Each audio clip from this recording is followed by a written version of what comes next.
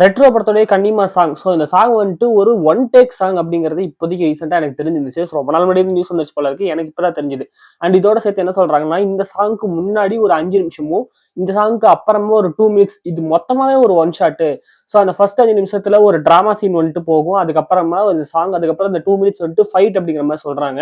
இது மொத்தத்தையும் எப்படி கேட்டர் பண்ணி ஒரு ஒன் டேக்கா எடுத்திருப்பாங்கன்னு பாக்குறதுல எனக்கு ரொம்ப ஆர்வமா இருக்கு. அண்ட் இந்த கனிமா சாங்ல சனாவுமே இருக்காரு. அவரு இந்த ஒன் டேக்ல வந்துட்டு போற போல இருக்கு. அவர் வந்துட்டு இந்த ஒரு சிங்கரா அந்த கச்சேரியில வந்து பாடுறவரா இருப்பாரு போல இருக்கு. கார்த்திக் சுப்ராஜ் படத்துல இந்த மாதிரி வரது வந்துட்டு சகஜம் தான். பேட்ட படத்துலயே வந்துட்டு அந்த மேகதமான்ல வந்து அந்த கேரக்டர் வர மாதிரி காமிச்சிருப்பாங்க. ஸோ அது ஒரு சின்ன ஃபன் ஃபேக்டா அவரோட ப்ரொடக்ஷன் அப்படிங்கறனால. ஸோ அந்த மாதிரி இந்த படத்துலயுமே சனா வந்துட்டு ஒரு சிங்கரா வர மாதிரி காப்பாங்க போல இருக்கு. இறைவனுமே சனா வந்திருப்பாரு அது மாதிரி போல. ஸோ வெயிட் பண்ணி பார்க்கலாம் இந்த ஒன் டேக் எப்படி இருக்குன்னு சொல்லிட்டு. பயங்கரமா இருக்க போகுதுன்னு சொல்லிட்டு நினைக்கிறேன். இந்த ஒன் டேக் முடிஞ்சு இந்த ஃபைட்டும் எப்படி வருதுங்கிறத நம்ம வெயிட் பண்ணி பார்ப்போம்.